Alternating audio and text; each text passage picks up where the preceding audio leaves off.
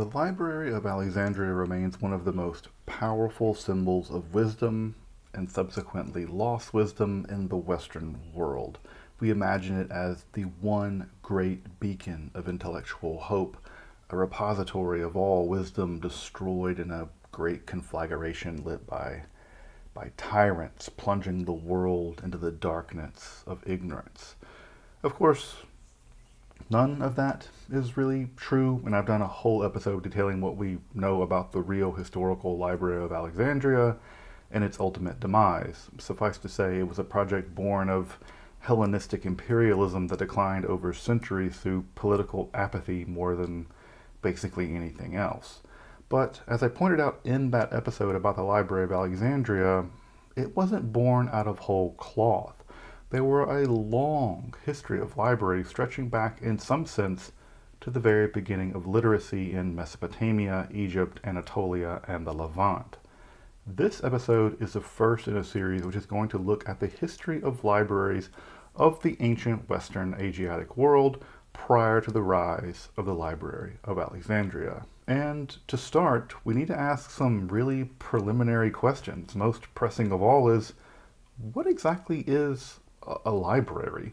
Because as we'll see, how the way that one answers that question is how one determines what a library is in the first place, whether even libraries in the most ancient period of the world at all.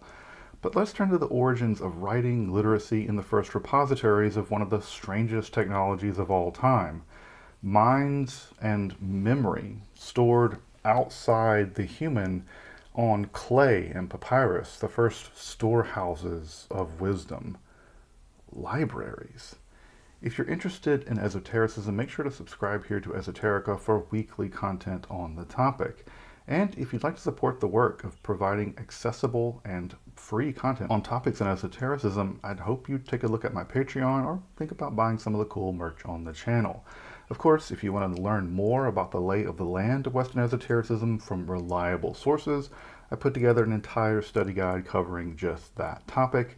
And if you want to pick up some actual historical books on esotericism, you can check out my rare bookstore. But now let's turn to what makes a library at all, and to the first such collections in human history. The libraries, well before, thousands of years before, the Library at Alexandria. I'm Dr. Justin Sledge, and welcome to Esoterica, where we explore the arcane in history, philosophy, and religion.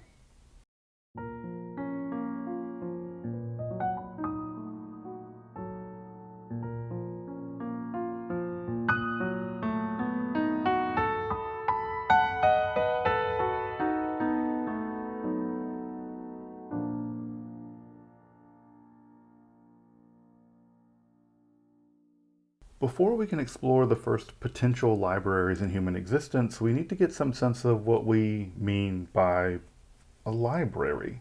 It's one of those words that we think we all understand until we have to think a little deeper about it, and then it's not so clear anymore. Surely a library is a collection of texts, but what kind of collection of texts? The codex, or book as we know it, didn't really exist until the early Common Era, so it's not books as we normally think about it. Prior to that, texts were inscribed onto stone, they were pressed into clay tablets, they were written on papyrus sheets, which formed long rolls or scrolls. They were scribbled onto stone, onto bone, and broken potsherds called ostracan. Can such a collection be said to constitute a library? Further, we think of libraries as somehow accessible to the public, but our most ancient collections are the purview of the 1%. Yeah, about 1% of the population that could read and write, and those were overwhelmingly men and overwhelmingly elite rich men to some degree. Though there were some women who are noted in the literary and cultural history of libraries.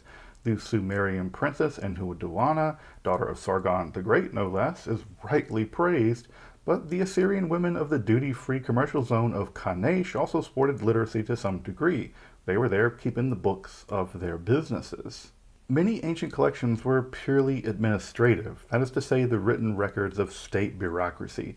These are things like tax documents, military rolls, inventories, temple personnel records, debt records, and frankly, just a mountain of receipts. Are those collections better thought of as archives rather than libraries? A kind of institutional memory rather than expressions of something like more profound human wisdom more deeply? I mean, do you really think about all those receipts you have stored up somewhere in your car a library? The truth of the matter is that libraries as we know them are a particular expression of the development of knowledge production and social control, frankly, as they developed in our specific cultural and historical context. Think the Protestant Reformation and the Enlightenment. And thus, imposing what we consider a library onto the most ancient collections of text is always going to be a pretty poor fit, really. So, for the sake of this series, I'm going to let the term library remain purposely vague, but I'm going to be focusing in on collections which are largely non-administrative in character. And yeah, that's kind of an artificial distinction at some level.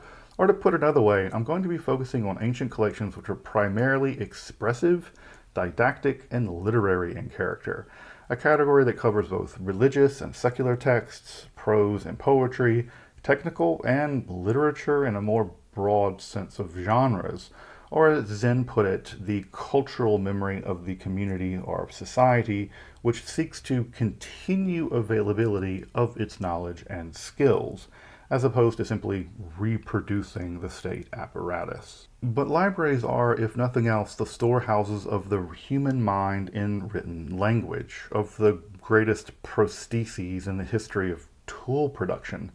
Thus, they rely on the technology of literacy, the ability to encode and externalize thought into symbols, thus allowing these fossilized thoughts to be transferred from one mind to another with a stunning degree of precision.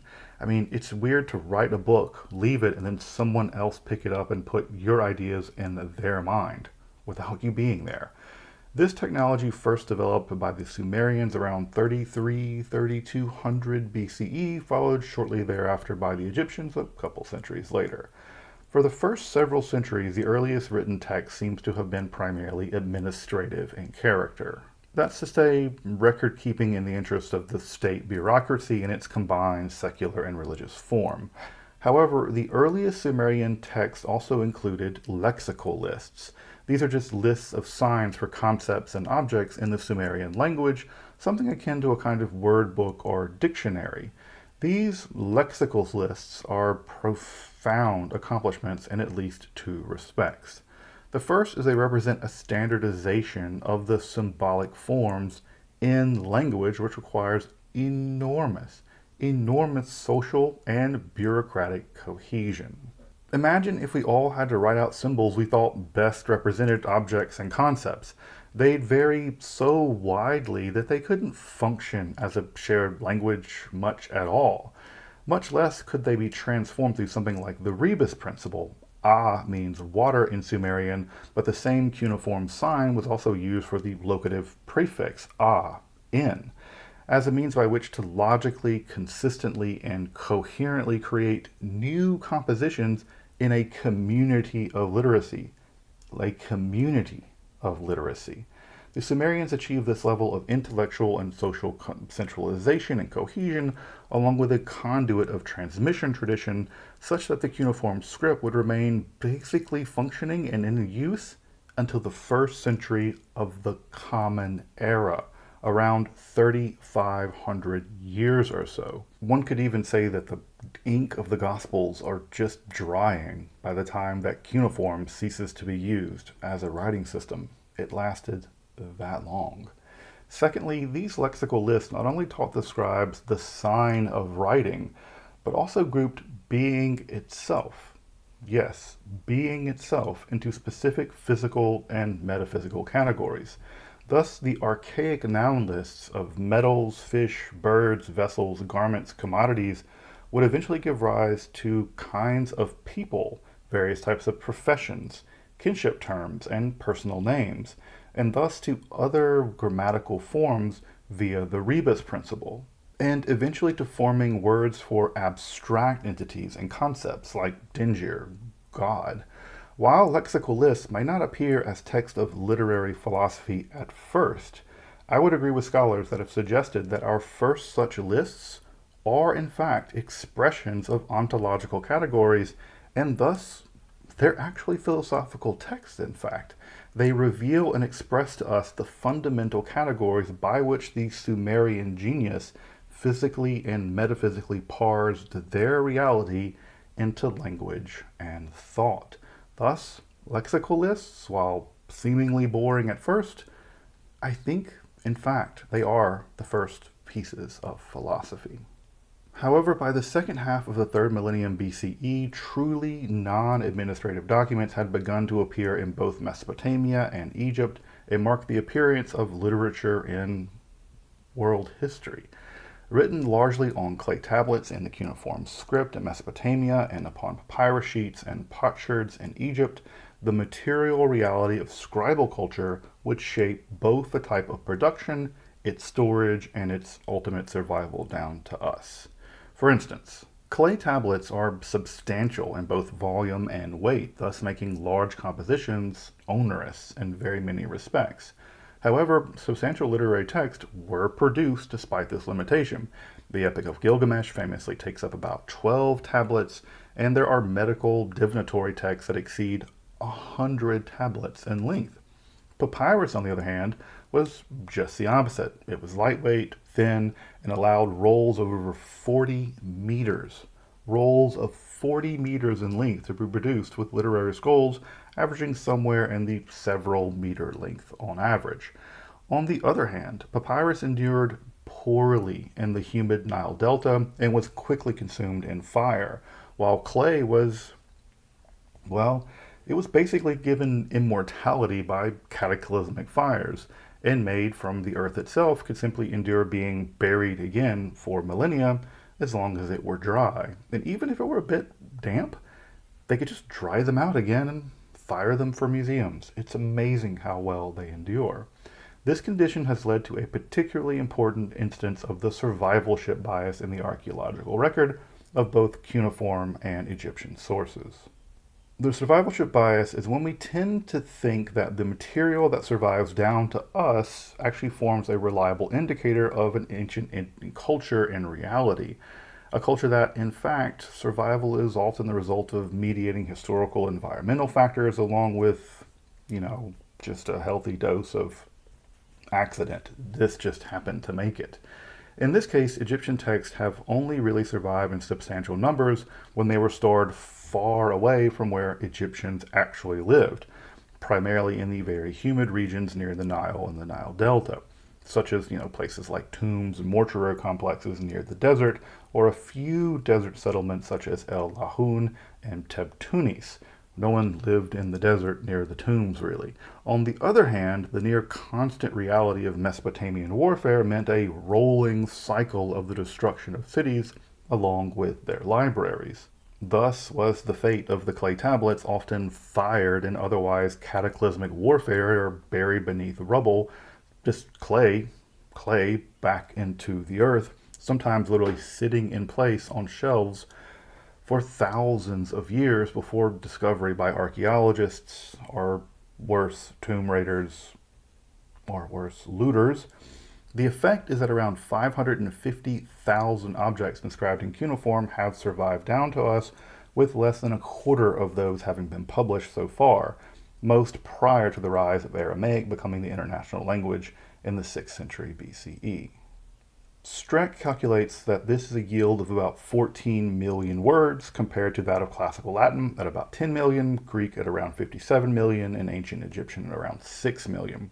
However, about 500,000 papyri, fragments, and otherwise have been recovered from Egypt, mostly from around the 7th century BCE and forward, the Sate period, with very few literary texts from the first 1,000 years of Egyptian literacy.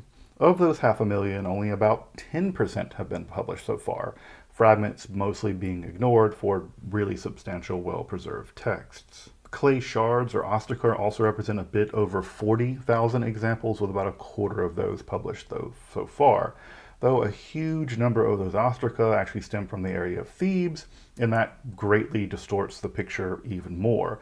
Thus, there's a kind of bimodal distribution of cuneiform text and tablets, and hieroglyphic texts on papyrus before and after the 7th and 6th centuries BCE.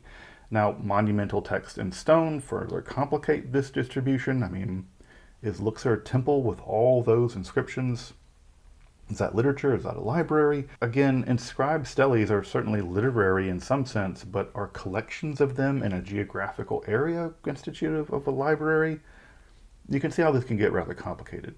And this is all further distorted by just how such collections have come to light over the centuries and the odd chances that they did in fact survive. Accidental discovery, environmental and tectonic activity, looting, the primitive techniques of early archaeologists, often themselves little different than tomb raiders, looking at all those people that blew up pyramids in Nubia and Egypt, and just the vicissitudes of time again shape what has come to be known and published. Even early controlled excavations didn't clearly even mark where texts or caches of texts were found, further making the identification of a library versus an institutional building, a scribal school, or just somebody's house profoundly difficult. Again, are we looking at a library or a scribal school abandoned during warfare, or a home library, or just the home of a scribe who took their work home and, well, never took it back because society collapsed beneath them in some kind of apocalypse? This is just the difficult task of the eye of the forensic archaeologist. What are we looking at? So what sort of places are the best candidates for the earliest libraries? Well, we learn of Sumerian Eduba or Gerken-Aku and Akkadian Bit Tupim. These are literally tablet houses. We learn of Egyptian Parmejad, or houses of the book, or Parach, the houses of life, typically attached to temples, which seems to reference several types of holdings from scribal schools to institutional collections, such as temples and palace archives. As I noted earlier, Egyptian texts have been found in several different kinds of mortuary settings, including temples and tombs, with the only substantial surviving temple library being at Teptunis. Palace archives are seemingly abundant in the Near East context, with the ruined libraries of the Hittite, Ugaritic, and Assyrian capitals surviving, perhaps precisely because of their destruction. In some cases, the architecture will give us a clue. We have niches and shelves, or at least the remains of where shelves used to be, for tablets, boxes, and rolls. Or even in some cases, in the Egyptian context, there'll literally be inscriptions naming a room as a roll house, alerting to us to something like a library. However, we're getting a little bit ahead of ourselves. Let's actually turn now to the earliest surviving collections, to what we might think of and recognize as something like libraries in the Sumerian context, at Shuruppak, at Abu Salabikh, and at Ebla. As I mentioned a bit ago, the first Sumerian texts began to appear around 33 to 3200 BCE, with administrative and lexical text appearing around this time. Around 2750 to 2600 BCE, we see some transitional legal text, including land sales and tenure text, the Kuduru inscriptions, a few dedicatory texts, and some prison of war agricultural labor assignments, and those began to appear as we can see, as the first literary documents that really appear around 2600 BCE and are preserved at the cities of Shuruppak, Abu Salabikh, and a little bit later on at Ebla. Let's explore each of those in turn. Shuruppak, or Shuruppak, named for the quasi-mythological king, variously associated with the primeval flood story. He's kind of a primeval Noah character, or related to a Noah character, yielded about 300 tablets, with about 100 of those being legible, with at least 1/3 of those being discovered at one site denoted as the tablet house. The administrative texts make it clear that it was unlikely that such texts were organized into a private home, given the sheer numbers of the commodities and personnel discussed. Like hundreds of donkeys are probably unlikely to be one person's private accounting. Thus, the tablet house is likely more some type of archive or library. Indeed, it might very well be the surviving central archive of the city of Shuruppak itself. Now, a nearby structure, again, these early excavations aren't exactly the paragon of scientific precision, also contained a number of tablets and is probably somehow related to the tablet house. Indeed, tablets in smaller numbers were found in several smaller numbers in several sites throughout Shuruppak.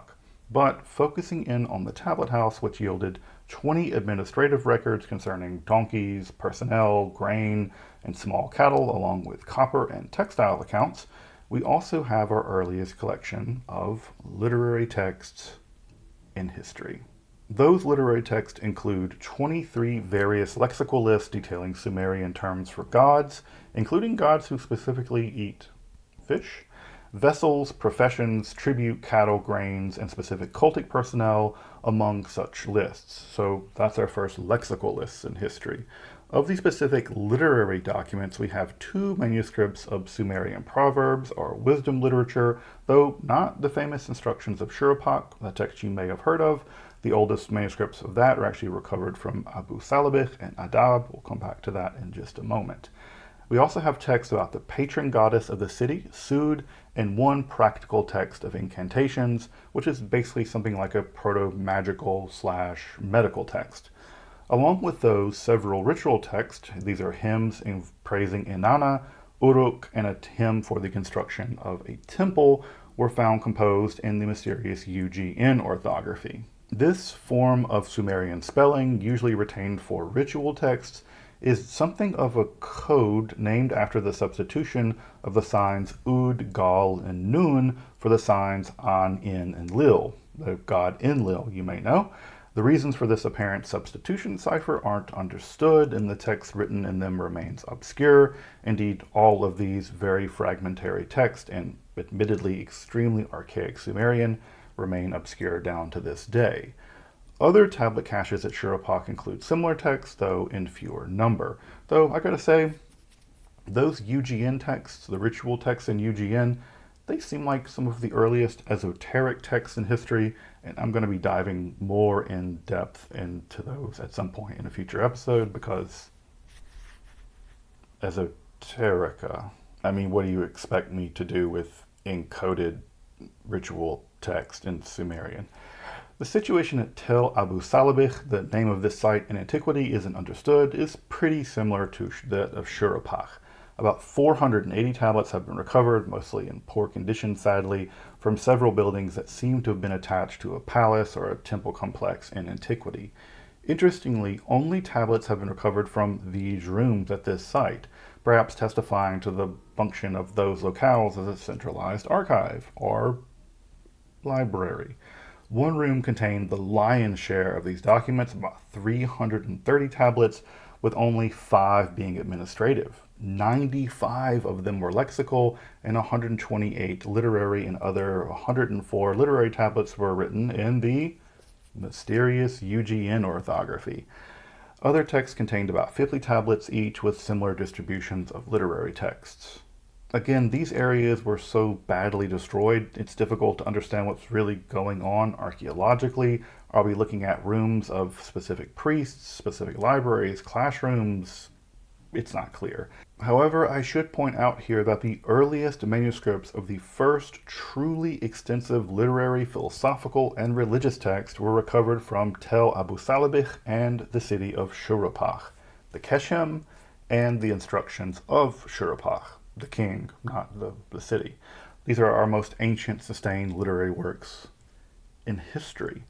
The Keshem opens with the chief Sumerian god Enlil calling upon the earth, along with the goddess of writing Nisaba, recording the dedicatory hymns of the great temples of the region of Kesh, the city of Kesh. These temples reach up to the heavens, are fiercely attended, and are simply majestic to behold. In the last hymn, we're even taught that the temples have a kind of sacred allure, but also a kind of danger, such that we're told, draw near, man, to the city, but do not draw near. Draw near, man, to the house, to the temple, Kesh, to the city, but do not draw near. These are the most ancient literary testimony of something like the sense of the numinous, Rudolf Otto's sense of the numinous, as mysterium tremendum et fascinans. The Keshem's going to get its own episode at some point on the channel. The Instructions of Shuruppak are our earliest written wisdom text, a series of proverbs passed from father to son. This wisdom was probably taken to be primordially ancient, especially if you read the first lines of the text in those days, in those ancient days, way back when. Shuruppak and his son being associated with the ancient world deluge, and thus a precursor of the Noah myth as we find it in the Hebrew Bible. But some of these strike the modern ear as confusing, like You should not buy a donkey which brays. It will split your midriff. Is there a donkey that doesn't bray? Some of these sound pretty perennial, like you should not speak improperly, later it will lay a trap for you, or just ancient warnings about getting canceled. You shouldn't have sex with your slave girl. She will chew you up. You probably shouldn't have sex with slaves because you probably shouldn't. Of course, we also learn a lesson the Sumerians could have just taught everybody, and we should have all learned by Sumerian times. You should not pass judgment when you drink beer. Many of these sayings are pretty obscure, to say the least, and many of them are as clear today as they probably were in Sumerian times, and some of them even kind of have an ominous tenor to them. Fate is a wet bank. It can make you slip. Regardless, the Keshem and the Instructions of Shuruppak are preserved in these ancient libraries, are our earliest expressions of philosophy, religion, spirituality, and literature, and are well worth a read if you've never done so. I mean, why not read the first literature ever produced by human beings in writing? But we're not quite done yet. While the situation at Shuruppak and Abu Salabikh are still rather ambiguous, the site of Ebla is a bit more clear as something we might recognize as a library.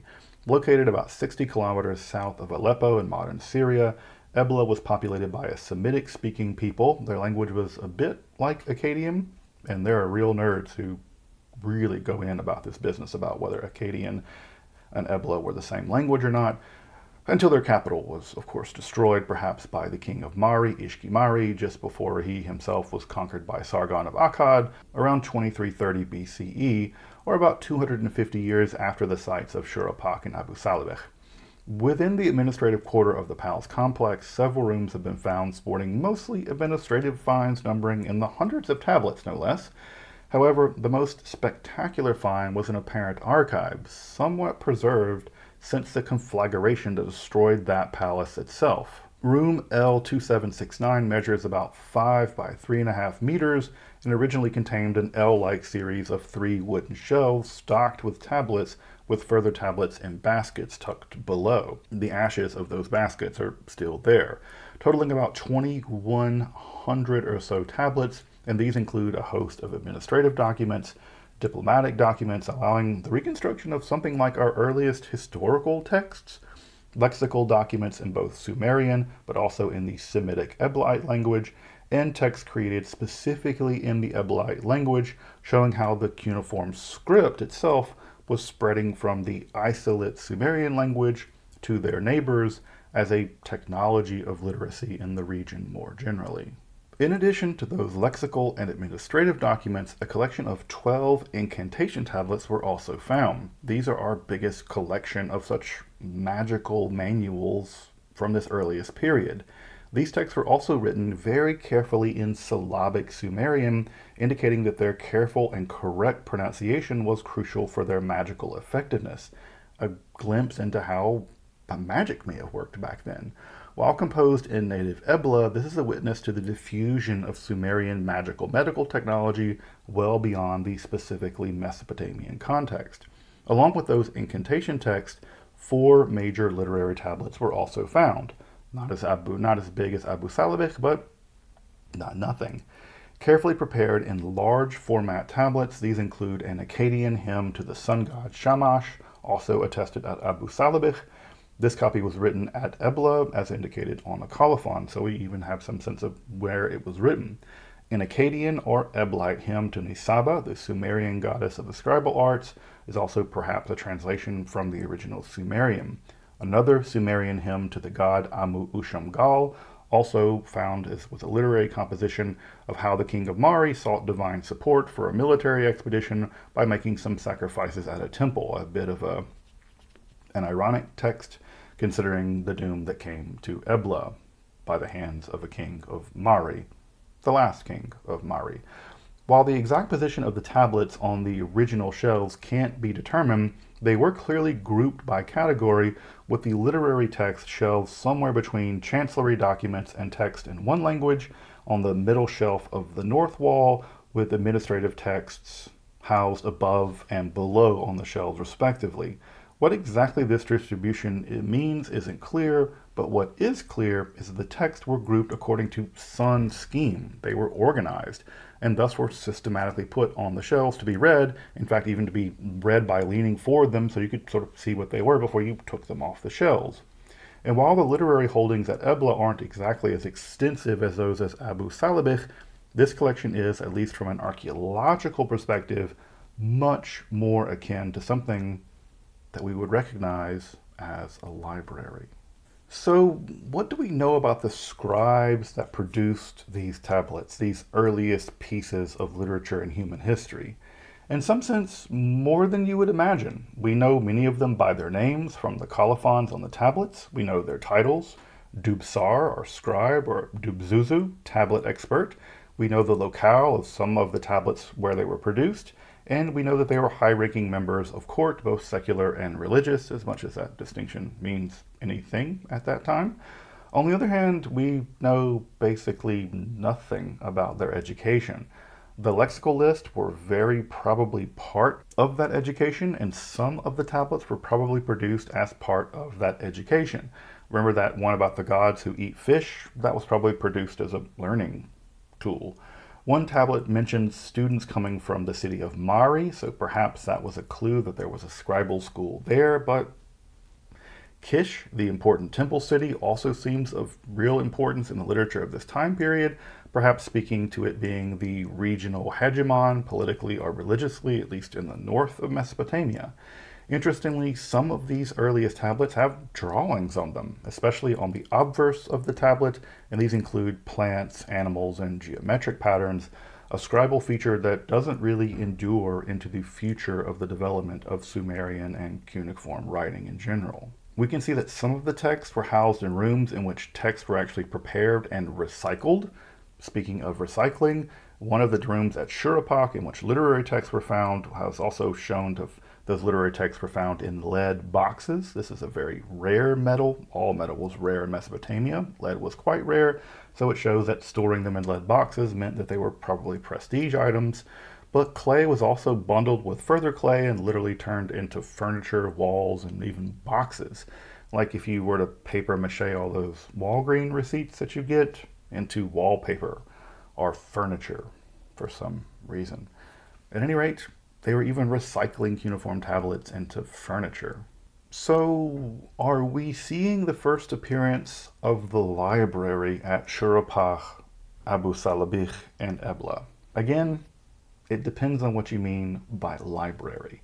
They certainly contain archival material which is bound up in the functioning of the state, but the intentional presence of literary documents, even storing those literary documents in special containers, and a wide range of them, including incantations, myths, hymns, wisdom literature, and a range of lexical lists, does seem to match the concept of a cultural memory of a community or society which seeks to ensure continued availability of those knowledge and skills, that definition that I mentioned earlier at the start of the episode.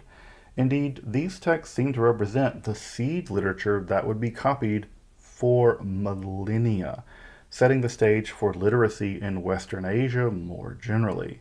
Thus, I think it's completely reasonable to conclude that Shuruppak, Abu Salabikh, and Ebla represent the world's first libraries, with the Inscriptions of Shuruppak and the Keshem being our earliest substantial surviving works of literature, philosophy, and spirituality.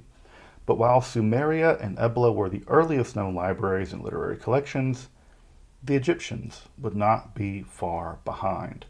At the necropolis at Abu Sir, which I just got to visit a few months ago, the most ancient remains of what appears to have been an Egyptian library recovered beginning in the 19th century. These papyrus fragments, some of which are relatively substantial, date to the 5th dynasty of the Old Kingdom, around 2400 BCE, so around the time of the destruction of the palace over there at Ebla. And it's to Egypt that we turn in the next episode as we explore the earliest pharaonic libraries. Now, I've included resources for further reading and research in the description, as always. Of course, this episode would have been impossible. In fact, this entire series would be impossible without the wonderful volume by Ryholt and Baryamovich, which I'll put in the description below. Check out all of this literature. It's absolutely fascinating. Until soon, I'm Dr. Justin Sledge, and thank you for watching Esoterica, where we explore the arcane in history, philosophy, and religion.